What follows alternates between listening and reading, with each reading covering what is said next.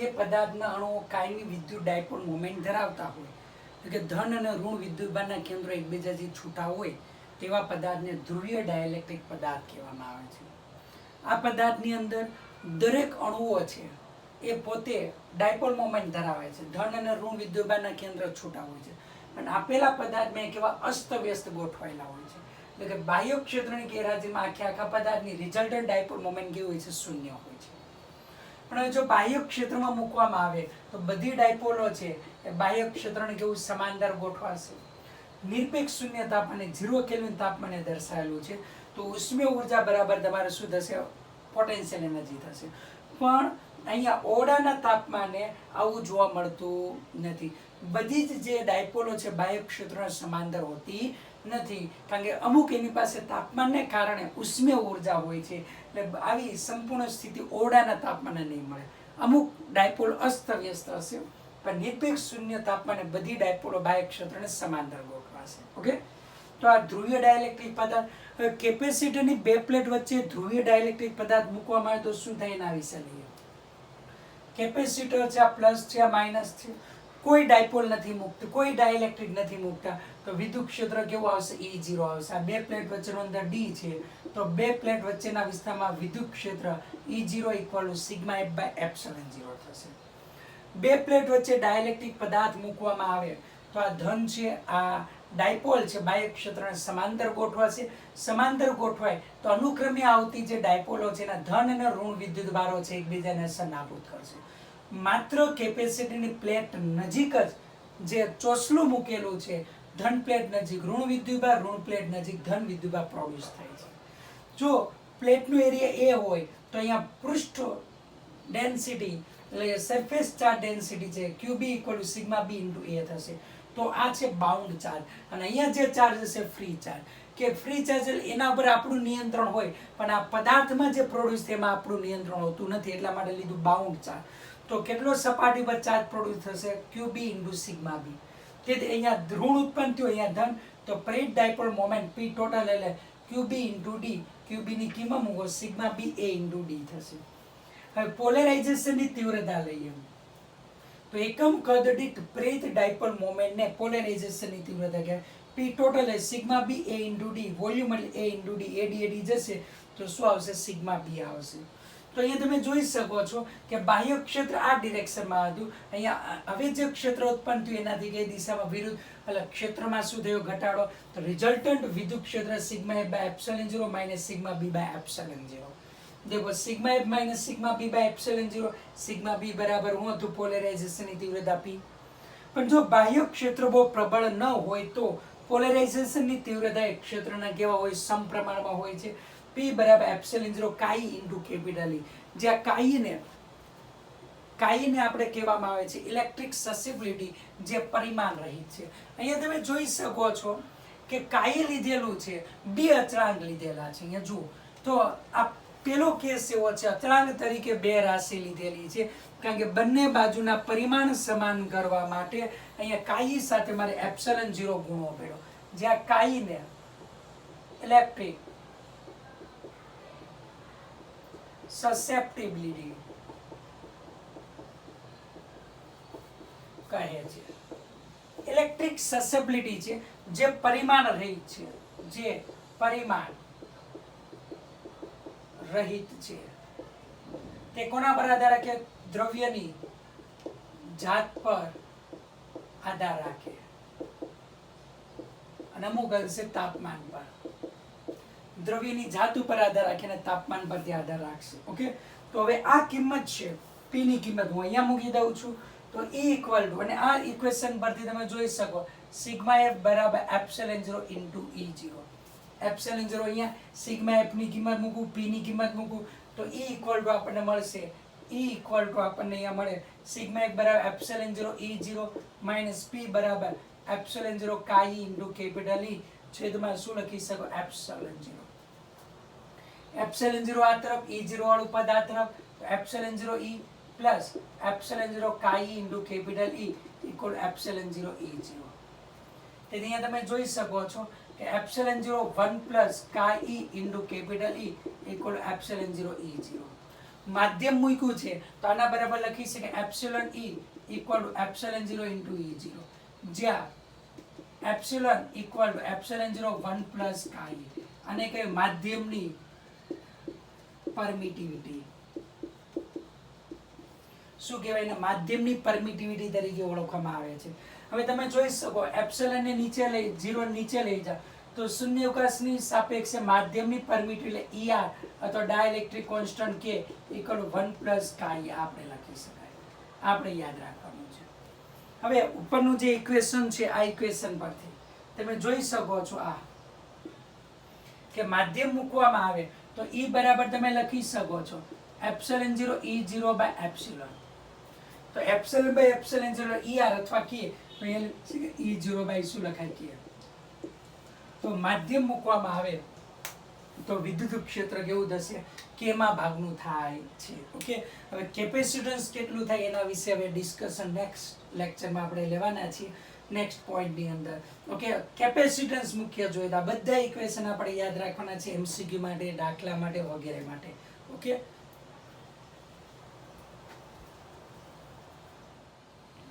ચલો આપણે last E equal to sigma minus P upon epsilon 0 છે.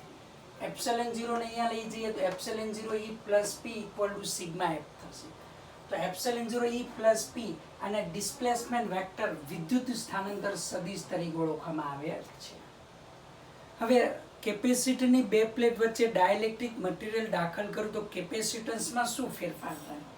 તો કોઈ ડાઇલેક્ટ્રિક દાખલ નથી કરતા, એટલે મીન્સ કે આ પ્લસ પ્લેટ આ માઇનસ પ્લેટ પરમિટિવિટી એપ્સિલોન 0 હોય ત્યારે capacitance C equal two epsilon 0 A upon D. હવે K ડાઇલેક્ટ્રિક અચળાંક વાળો અથવા તો E પરમિટિવ વાળું માધ્યમ મૂકવામાં આવે, આની વચ્ચે માધ્યમ મૂકી દઈએ E પરમિટિવિટી વાળું, તો હવે capacitance C dash equal two epsilon A upon D. Okay, but K equal two epsilon by epsilon 0, epsilon equal to K epsilon 0, તો K epsilon 0 A upon D થશે. But epsilon 0 A upon D તો C, તો K C, તો capacitance K ગણું થાય છે. હવે આપણે અહીંયા વિદ્યુત ભાર પ્રેરિત થાય છે એના માટે જોઈએ છે ડાઇલેક્ટ્રિક સ્ટ્રેન. તો જે મહત્તમ વિદ્યુત ક્ષેત્ર એ માધ્યમનો અવાહકતાનો ગુણધર્મ ગુમાવે તેને તેનું શું કહેવાય? ડાઇલેક્ટ્રિક સ્ટ્રેન એટલે વિદ્યુત ક્ષેત્રની તીવ્રતા કહેવામાં આવે છે. ઓકે, પણ હવે પ્રેરિત વિદ્યુતભારનું સૂત્ર જોઈએ છે. તો મારી પાસે કેપેસિટર હતું, ધન પ્લેટ ઋણ પ્લેટ, અહીંયા હું ડાઇલેક્ટ્રિક પદાર્થ મૂકું છું તો અહીંયા નેગેટિવ પ્રોડ્યુસ થતો હતો અને આ કયો પ્રોડ્યુસ થતો હતો? પોઝિટિવ. તો આ ઇન્ડ્યુસ ચાર્જનું મૂલ્ય કેટલું હોય એ મારે જોઈએ છે. તો આપણી પાસે આ સૂત્ર હતું એપ્સિલોન, એટલે આને આમ પણ લખી શકાય E equal to E naught હતું આ એપ્સિલોન બાય, અને આ સિગ્મા બાય E0 એટલે આપણી પાસે ઇન્ડ્યુસ હતું આ. તો E બરાબર E0 માઇનસ EI, પણ વિદ્યુત ક્ષેત્ર આગળ લીધેલું હતું તો વિદ્યુત ક્ષેત્ર એ મૂળ વિદ્યુત ક્ષેત્ર કરતા કેટલામાં ભાગનું થાય? K માં ભાગનું. તો E0 બાય K, જ્યાં K એ ડાઇલેક્ટ્રિક અચળાંક છે, E0 માઇનસ EI.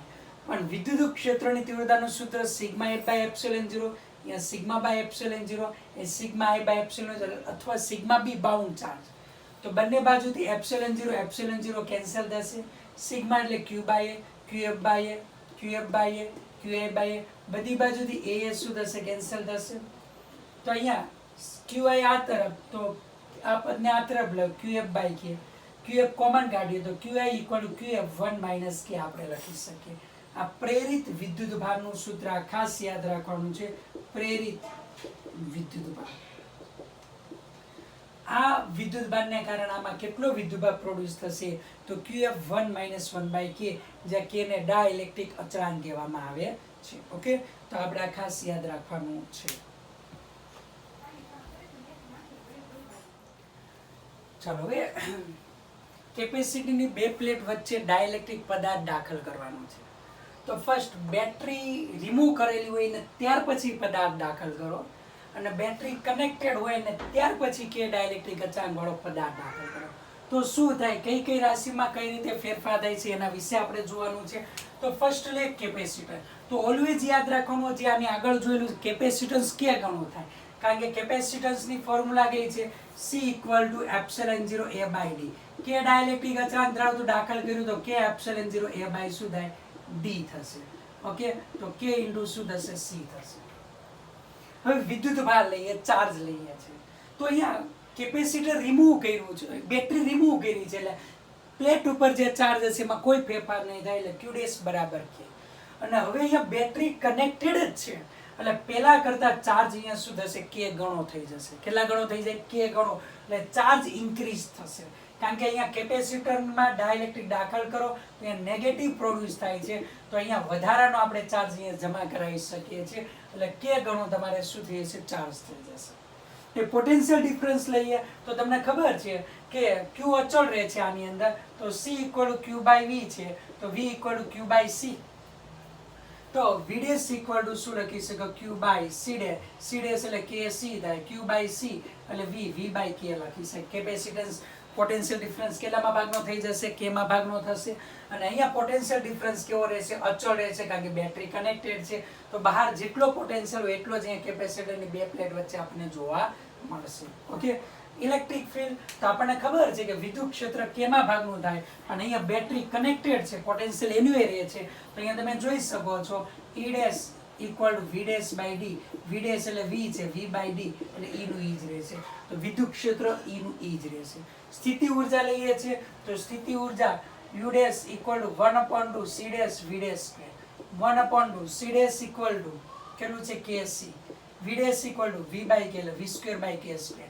કેન્સલ તો 1/2 સોરી K કેન્સલ, 1/2 CV² એટલે U બાય શું થાય, K. તો સ્થિતિ ઉર્જા કેમાં ભાગની થાય, અહીંયા સ્થિતિ ઉર્જા કેટલા ગણી થશે, એ જ રીતે K ગણી તમને જોવા મળે છે. 1 માર્ક્સ માટે ખૂબ જ અગત્યનું છે, આ બધું જ આપણે યાદ રાખવાનું છે. હવે નેક્સ્ટ, બે પ્લેટ વચ્ચે અંશતઃ ડાઇલેક્ટ્રિક દાખલ કરીએ, તો બે પ્લેટ વચ્ચેનું અંતર D છે, તો અહીંયા ડાઇલેક્ટ્રિક અહીંયા T2 જાડાઈનો અને K ડાઇલેક્ટ્રિક અચળાંક ધરાવતું માધ્યમ દાખલ કરીએ. તો આ મુક્ત અવકાશ છે, આ પણ મુક્ત અવકાશ છે. આ T1 T2 T3, આ બે છેડા વચ્ચે V1, આ બે છેડા વચ્ચે V2, આ બે છેડા વચ્ચે V3. તો V બરાબર શું છે, V1 + V2 + V3, total potential difference. તો અહીંયા વિદ્યુત ક્ષેત્ર E0 હશે, સ્થિતિમાન V એટલે E × T, T1 અંતર. અહીંયા E ડેશ વિદ્યુત ક્ષેત્ર કેમાં ભાગનું થાય, E ડેશ × T2, અહીંયા આવશે E0 × T3. પણ E0 = sigma by epsilon 0, sigma એટલે Q/A એપ્સિલોન 0. તો Q/ε0 A × T1, અહીંયા Q બાય, તો અહીંયા K માં ભાગનું થાય, એટલે Q/ε0 A by K, K માં ભાગનું થશે, એટલે K/ε0 A T2 પ્લસ અહીંયા Q/ε0 A × T3. Q/ε0 A common, અહીંયા T1, અહીંયા T2/K, ઓકે, અહીંયા T3 છે. બટ આકૃતિમાં જોઈ શકો T1 + T2 + T3 = D, તેથી T1 + T3 = D - T2. ત્યાં T1 + T3 તો D - T2 થશે, ત્યાં D - T2, તો T2 બાય શું થશે, K. તો C = ε0 A / D - T2 plus T2 by શું લખી શકાય, K. તો C = ε0 A / D - T2 plus T2/K આપણે લખી શકીએ છીએ. જો T2 = T લઈએ તો અહીંયા લખી શકીએ C = ε0 A / D - T plus T/K આપણે લખી શકીએ. તો T જાડાઈનો ડાઇલેક્ટ્રિક પદાર્થ દાખલ કરવામાં આવે તો કેપેસિટન્સ આટલું આપણને જોવા મળે છે. ઓકે, આનો સ્પેશિયલ કેસ છે, આની પછી આપણે લેશું, તો આ ખાસ આપણે યાદ રાખવાનું. 1 માર્ક્સ માટે દાખલા MCQ માટે આ ખૂબ જ અગત્યનું છે. એક પ્રશ્ન બોર્ડની અંદર, એક પ્રશ્ન નીટમાં, એક પ્રશ્ન જીમાં કમ્પલસરી કેપેસિટન્સમાંથી આવે છે, એટલે આ ખૂબ જ અગત્યના પોઈન્ટ છે, આપણે યાદ રાખવાના છે. ઓકે,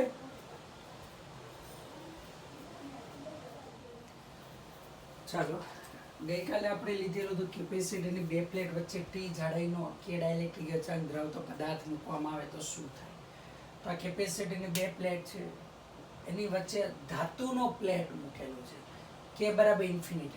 તો ગઈકાલે સૂત્ર મેળવેલું લાસ્ટ લેક્ચરમાં ε0 A / D - T plus T/K, તો K = ∞, એટલે આ પદ કેવું થશે, શૂન્ય થાય. તો ધાતુની પ્લેટ મૂકીએ તો ε0 A / D - T, ધાતુ માટે K બરાબર કેવું છે, ઇન્ફાઇનાઇટ છે, આ યાદ રાખીશું. તો કેપેસિટરની બે પ્લેટ વચ્ચે સમગ્ર માધ્યમ છે, K = ∞ વાળું ભરી દેવામાં આવે તો શું થશે, K એટલે ધાતુ થઈ ગયું, તો બંને પ્લેટ જોઈન થઈ જાય, તો C ડેશ કેવું થઈ જશે, અનંત થઈ જશે. અહીંયા પણ તમે જોઈ શકો છો કે બેયને શું કરી દીધા, જોડી દીધેલા છે. તો કેપેસિટરને શોર્ટ સર્કિટ થઈ જાય તો આના માટે કે ડેશ સી ડેશ બરાબર શું થશે, ઇન્ફિનિટી થશે. ઓકે, તો આપણે યાદ રાખવાનું છે, એમસીક્યુ માટે ખાસ અગત્યનું છે. હવે કેપેસિટીની બે પ્લેટ વચ્ચે સેપરેશન ઇઝ ઇન્ક્રીઝ, કેપેસિટીની બે પ્લેટ વચ્ચેનું અંતર વધારવામાં આવે તો રાશિ આપણે લઈએ બેટરી દૂર કરેલી હોય ત્યારે અને બેટરી જોડેલી હોય ત્યારે. ઓકે, તો બેટરી દૂર હોય ત્યારે અંતર વધારો, બેટરી કનેક્ટેડ હોય ત્યારે અંતર વધારો. તો કઈ રાશિમાં શું ફેરફાર થયો જોઈએ? તો લાસ્ટ યર આગળના વર્ષે આમાંથી નીટમાં ક્વેશ્ચન પૂછાયેલો, તો એ યાદ રાખવાનો છે. ખૂબ જ અગત્યના પોઈન્ટ છે. કેપેસિટન્સ તો ખબર છે C proportional two 1/d epsilon 0 અચળ, એ અચળ રહે. સી પ્રોપોર્શનલ 1/d, તો ડી ઇન્ક્રીઝ કરો તો નીચેનું પદ વધે તો આખું પદ, ઉપરનું પદ આખું ઘટે. તો C dash by less than શું થાય, સી. તો સી શું થાય, ઘટે. કેપેસિટન્સમાં શું થાય, ઘટાડો. બેટરી કનેક્ટેડ હોય તો પણ કેપેસિટરમાં શું થશે, ઘટાડો. ઓકે, હવે વિદ્યુતભાર લઈએ તો અહીંયા બેટરી ડિસ્કનેક્ટેડ છે, વિદ્યુતભારમાં કોઈ ફેરફાર નથી થવાનો. વિદ્યુતભાર કેવો રહે છે, અચળ રહે છે. અહીંયા બેટરી કનેક્ટેડ છે એટલે શું થશે, ઘટાડો થાય. કઈ રીતે? કારણ કેપેસિટી ડિક્રીઝ થાય એટલે વધારાનો વિદ્યુતભાર ક્યાં જતો રહેશે, બેટરીમાં જતો રહે. ચાર્જ બેટરીમાં જતો રહેશે એટલે કેપેસિટર ડિક્રીઝ થાય છે, ઘટે છે એટલે વધારાનો વિદ્યુતભાર બેટરીમાં જતો રહેશે. ક્યુ ડેશ લેસ ધેન શું આવશે, ક્યુ થશે. પોટેન્શિયલ ડિફરન્સ છે V equal to Q by C. તો Q અચળ છે અહીંયા, તો V proportional two 1/C. C ઘટે છે તો V શું થાય, વધે. તો પોટેન્શિયલ ડિફરન્સ વધશે. અહીંયા બેટરી કનેક્ટેડ જ રાખેલી છે, અહીંયા જેટલો પોટેન્શિયલ ડિફરન્સ હશે એટલો જ અહીંયા જોવા મળે. V ડેશ બરાબર V કોન્સ્ટન્ટ. અંતર વધારવામાં આવે ત્યારે છે. ત્યાર પછી electric field E equal to sigma by epsilon 0. Sigma બરાબર Q એપ્સિલોન 0 એ ઇક્વલ ટુ અચળ કોન્સ્ટન્ટ. તો E બરાબર અચળ ઇક્વલ ટુ E ડેશ. તો વિદ્યુત ક્ષેત્ર કેવું રહેશે, અચળ રહેશે, કારણ કે ચાર્જ એનો એ છે. હવે આપણને ખબર છે E બરાબર Q બાય એપ્સિલોન 0, એપ્સિલોન 0 એ અચળ છે. E proportional two Q. Q ઘટે છે તો અહીંયા વિદ્યુત ક્ષેત્રમાં શું થશે, ઘટાડો. બેટરી કનેક્ટેડ હોય અને બે પ્લેટ વચ્ચેનું અંતર વધારવામાં આવે તો વિદ્યુત ક્ષેત્રમાં શું થશે, ઘટાડો થાય છે. ઓકે, ત્યાર પછી સ્થિતિ ઉર્જા લઈએ તો સ્થિતિ ઉર્જા U equal to Q² by 2C. Q અચળ છે, U પ્રોપોર્શનલ ટુ 1/C. તો અહીંયા C ઘટે છે તો U શું થશે, વધે. ઓકે, તો સ્થિતિ ઉર્જા શું થશે, વધે. પોટેન્શિયલ ડિફરન્સ શું થાય છે, વધે. હવે અહીંયા આપણે લઈએ, અહીંયા વિદ્યુત ક્ષેત્ર શું થયું છે, ઘટેલું. હવે V બેટરી કનેક્ટેડ છે એટલે V અચળ છે, U બરાબર 1/2 C V². V constant, U proportional two C. C ઘટે છે એટલે U પણ શું થાય, અહીંયા ઘટે છે. ઓકે, તો આપણે યાદ રાખવાનું છે. MCQ ની અંદર પૂછાઈ ગયેલું છે લાસ્ટ યર નહીં અને એના આગળના વર્ષે કે કેપેસિટરની બે પ્લેટ વચ્ચેનું અંતર બેટરી રિમૂવ હોય ત્યારે અને બેટરી કનેક્ટ હોય ત્યારે કેપેસિટરમાં શું ફેરફાર થાય એના વિશે આપણે અહીંયા ડિસ્કશન કર્યું. ઓકે,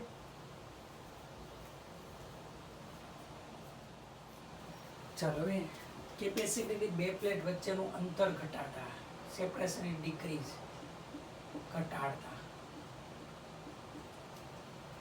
તો બેટરી કનેક્ટ રાખીશું અને બેટરીને રિમૂવ કરીશું.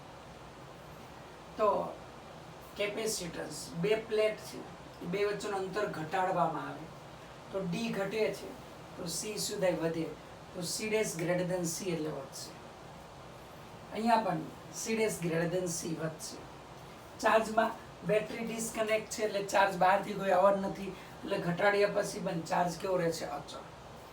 હવે આપણને સી ડેશ વી અચળ છે, બેટરી જોડેલી છે એટલે આપણી પાસે સૂત્ર છે Q equal to C into V અચળ, Q પ્રોપોર્શનલ ટુ C થાય. તો C વધે છે તો Q પણ શું થશે, વધશે. બેટરી કનેક્ટ રાખવામાં આવે તો કેપેસિટર ચાર્જ થશે, કેપેસિટી ઇન્ક્રીઝ થઈ જશે એટલે કેપેસિટર ચાર્જ થાય છે એટલે બેટરીમાંથી વિદ્યુતભાર કેપેસિટર પર આવશે. પોટેન્શિયલ ડિફરન્સ સ્થિતિમાનનો તફાવત તો V proportional two C, Q અચળ છે અહીંયા તો C વધે છે. ઓકે, તો V શું થશે, ઘટશે. તો V ડેશ લેસ ધેન શું આવશે, V. ઓકે, હવે અહીંયા V dash equal two V battery connect રાખેલી છે એટલે પોટેન્શિયલ ડિફરન્સ કેવો રહેશે, અચળ. વિદ્યુત ક્ષેત્રની તીવ્રતા E equal to sigma by epsilon 0 Q by epsilon 0 Q અચળ, A અચળ, એપ્સિલોન 0 અચળ. વિદ્યુત ક્ષેત્ર અચળ રહેશે. E dash equal to E proportional to Q. देखो E dash greater than E વધે છે. Potential energy U equal to Q square by 2C. U proportional to 1 upon C. Therefore C શું થાય છે વધે છે તો U શું થાય ઘટે. U equal to 1 upon 2 CV square. V અચળ છે U proportional to C. Therefore U dash greater than શું આવશે U થશે. તો આમ બેટરી રિમૂવ કરવામાં આવે બેટરી કનેક્ટ કરેલી હોય તો કેપેસિટરની બે પ્લેટ વચ્ચેનું અંતર ઘટાડતા શું થાય અને આગળનો પોઈન્ટ લીધેલો વધારતા શું થાય તો ખૂબ જ અગત્યનું છે. આપણે યાદ રાખવાનું છે. ઓકે,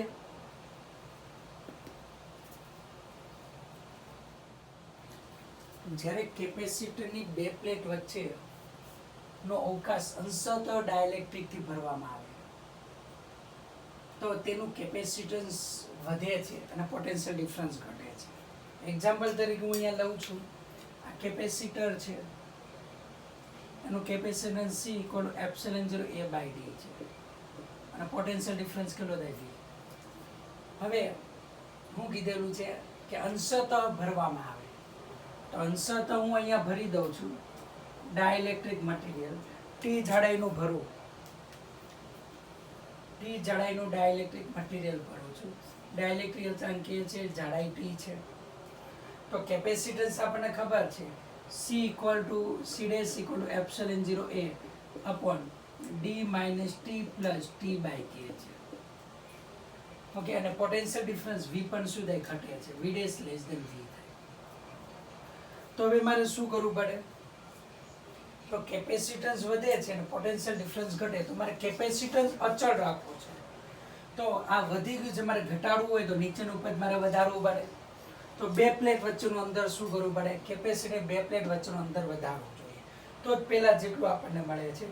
તો નવું કેપેસિટન્સ મારે જોઈએ તો આ અંતર હતું આપણી પાસે D આપો તો હવે મારે કેટલું વધારવું પડે તો હું અહીંયા દર્શાવી દઉં છું તો કેટલું વધારવું પડે D પ્લસ D ડેશ આટલું મારે વધારવું પડે.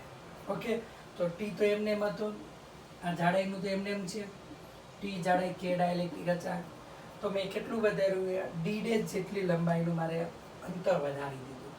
તો કેપેસિટર પહેલાં જેટલું જ કરવું છે આના જેટલું તો અંતર મેં D ડેશ જેટલું વધાર્યું તો epsilon 0 A upon D plus D minus T plus T by K. તો આ નવું C તમારે આવશે, નવું C equal two epsilon 0 A upon શું આવશે D plus D dash minus T plus T by K. તો પહેલાંનું કેપેસિટર પછીનું કેપેસિટર અચળ કરવું છે તો બેને મેં સરખાવી દીધા તો epsilon 0 A upon D plus D dash minus T plus T by K epsilon 0 A by D તો એપ્સિલોન 0 A કેન્સલ તો D plus D dash minus T plus T by K D જશે તો D dash equal to T minus T by K. આ આપણી પાસે શું આવશે આટલું અંતર જોઈએ. એના પરથી K ફાઇન્ડ કરવો હોય તો K ને સબ્જેક્ટ બનાવી દો તમને શું મળી જશે K મળી જશે. ઓકે, તો આપણી પાસે જોયું કેપેસિટરની બે પ્લેટ વચ્ચેનું અંતર વધારીએ ડાયલેક્ટ્રિક દાખલ કરીએ તો આટલું અંતર વધારે તો પહેલાં જેટલું જ કેપેસિટન્સ આપણને મળે છે. હવે આપણે ઇક્વિવેલન્ટ કેપેસિટન્સ જોવાનું છે. હવે આપણી પાસે આ બે પ્લેટ છે કેપેસિટરની અને આ બે પ્લેટ છે. હવે આની અંદર તમે આ રીતના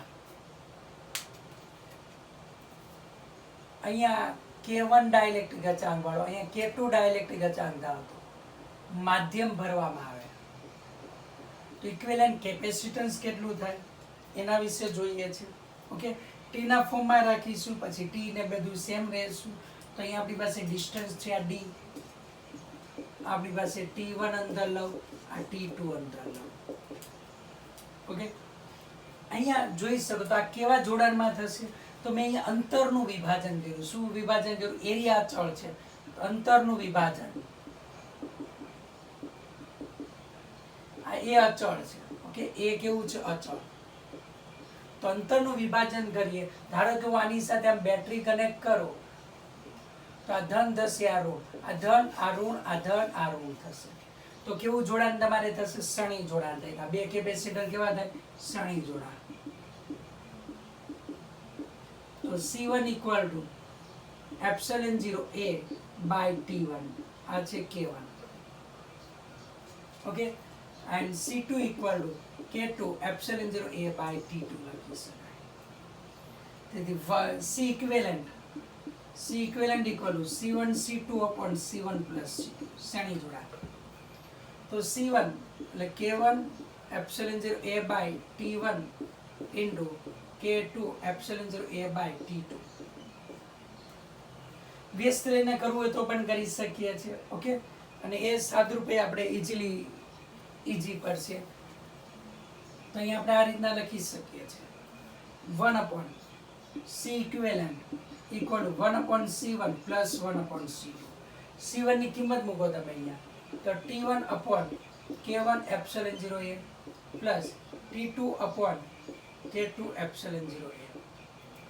તેથી અહીંયા તમે જોઈ શકો 1 upon C equivalent equal to શું અહીંયા common epsilon 0 A common T1 by K1 plus T2 by K2.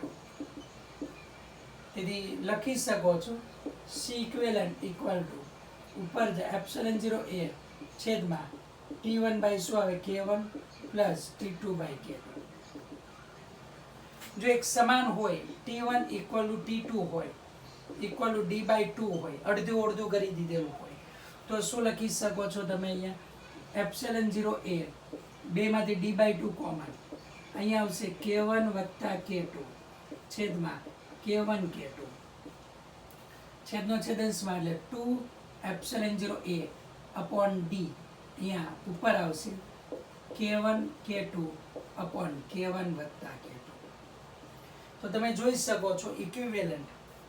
તો અહીંયા આપણી પાસે epsilon 0 A, તો અહીંયા આપણે લખી શકીએ K equivalent epsilon 0 A by D થશે.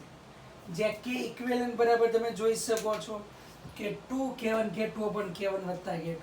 તો અહીંયા લખી શકીએ છીએ K equivalent, અહીંયા લખું છું K equivalent equal to 2 K1 K2 upon K1 વત્તા K2. આ રીતના લખી શકાય. તો બે કેસ લીધેલા આપણે. સ્પેશિયલ કેસ અહીંયા કેપેસિટરની બે પ્લેટ છે, વચ્ચેનું અંતર D છે, K1 અને K2 ડાઇલેક્ટ્રિક T1 T2 જાડેમાં આપણે ભરી દઈએ છીએ. તો કેવું જોડાણ થતું? આ બે પ્લેટ હતી, તો બે પ્લેટ વચ્ચે મેં બેટરી જોડી, આ ધન હોય તો આ ઋણ થાય, આ ઋણ આ ધન, આ ઋણ થશે. તો અહીંયા મેં આ રીતના બે ભર્યા છે, એટલે બે કેવા જોડાણમાં થશે? શ્રેણી જોડાણમાં. એટલે અંતરનું વિભાજન થાય તે શ્રેણી જોડાણ થશે. Area ચોટે. C1 equal to K1 epsilon 0 A upon T1, C2 equal to K2 epsilon 0 A upon T2. શ્રેણી જોડાણ સમતુલ્ય કેપેસિટરનું સૂત્ર લેવાનું. ઓકે, તો આપણે રિઝલ્ટ મળે છે આ. T1 ને T2 બે સેમ હોય, D by 2 હોય, common epsilon D by 2 K1 plus K2 K1 K2 છેદનો છેદનમાં 2 epsilon 0 A by D K1 K2 upon K1 plus K2. તે 2 K1 K2 upon K1 plus K2 એટલે K equivalent આ થશે epsilon 0 A by D. તો K equivalent કેટલું મળે? 2 K1 K2 upon K1 વત્તા K2 આપણને મળશે. ઓકે, આ ખાસ યાદ રાખવાનું છે. ચલો સેકન્ડ, કેપેસિટર લીધેલું છે, એમાં આ રીતના દ્રવ્ય ભરેલું છે, ઉપર K1 નીચે K2 આ રીતના ભાગ પાડેલા. તો અહીંયા બેટરી કનેક્ટ કરો તો આ ધન થશે, તો આ ધન, આ ઋણ થાય તો આ ઋણ, ધન સાથે ધન, ઋણ સાથે ઋણ. તો આ બે કેવા જોડાણમાં થાય? સમાંતર જોડાણમાં. તો ક્ષેત્રફળનું, કેપેસિટરની પ્લેટના ક્ષેત્રફળનું વિભાજન કરીને આપણે કોઈ દ્રવ્ય ભરીએ અને અંતર અચળ રાખીએ તો જોડાણ કેવું થાય? સમાંતર જોડાણ. અને અંતરનું વિભાજન કરીએ છીએ તો શ્રેણી જોડાણ થાય. તો C1 બરાબર K1 epsilon 0 A1 by D, C2 બરાબર આ ભાગ A1 એરિયા લીધો, આ ભાગ A2 એરિયા લીધો, આખો એરિયા A છે.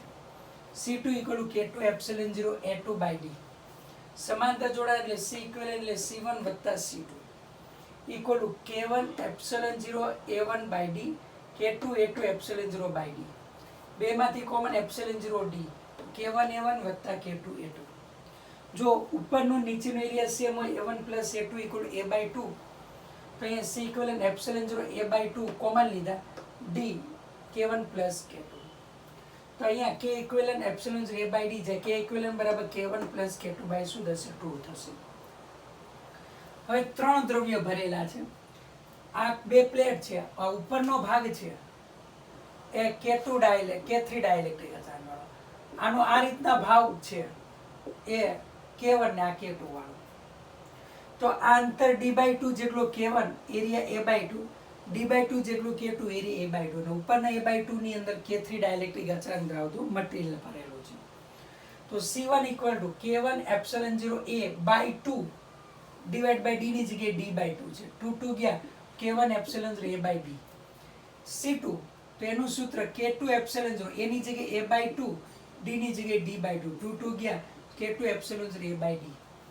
C3 માટે લઈએ K3 epsilon 0 area A/2 into D. C1 અને C2 શ્રેણીમાં છે, શ્રેણીનું સમતુલ્ય C1 C2 C1 વત્તા C2. C1 ની કિંમત મૂકો K1 એપ્સિલોન 0 A/D, C2 ની કિંમત મૂકો K2 એપ્સિલોન 0 A/D. તો બેનો ગુણાકાર એપ્સિલોન 0 A/D નો વર્ગ થાય K1 K2 અચળ. નીચે એપ્સિલોન 0 A/D કોમન, અંદર K1 K2 આવશે. તો એક વધે epsilon 0 A/D K1 K2 K1 K2 થશે. C ઇક્વિવેલન્ટ એટલે આ અને આ કેવું છે સમાંતરમાં C' વત્તા C. તો અહીંયા લખી શકીએ છીએ C' = આપણી પાસે K3/2 epsilon 0 A/D epsilon 0 A/D K1 K2 K1 K2. Epsilon 0 A/D common કાઢ્યું C equivalent K3/2 K1 K2 K1 K2. આ C ઇક્વિવેલન્ટ આપણને મળે છે. તો આ રીતના ક્વેશ્ચન તમારે પૂછી શકાય C ઇક્વિવેલન્ટ ફાઇન્ડ કરવા માટે. ઓકે, તો આપણને આવડતું હોવું જોઈએ. કેપેસિટરની બે પ્લેટ વચ્ચે ડાઇલેક્ટ્રિક મટીરીયલ એ રીતે દાખલ કરો કે બે પ્લેટ વચ્ચેનું અંતરનું વિભાજન થતું હોય તો બે કેપેસિટર નવા બને શ્રેણી જોડાણમાં, અને એરિયાનું વિભાજન થતું હોય તો બે કેપેસિટર બને સમાંતર જોડાણમાં થાય. આ આપણે યાદ રાખવાનું છે.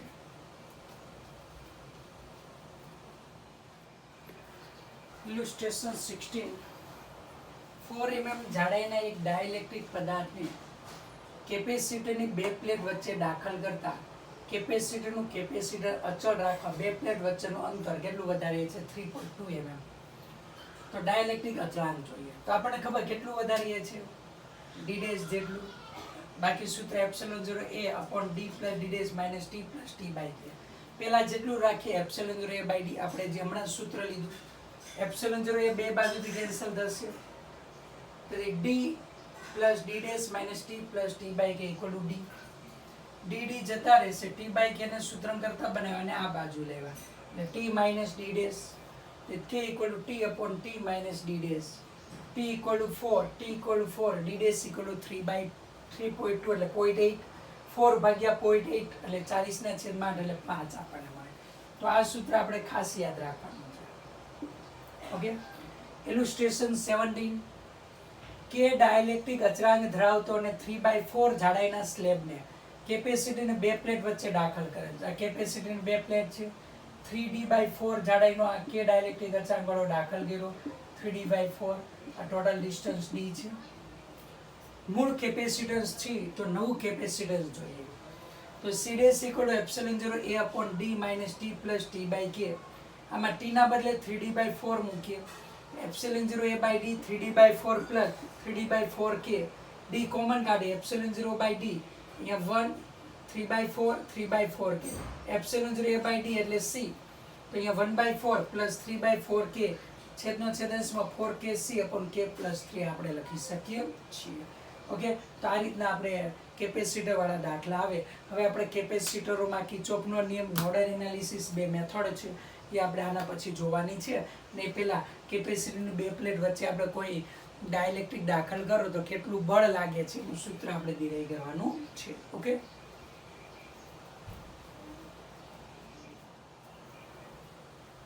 ચાલો. Force on dielectric slab.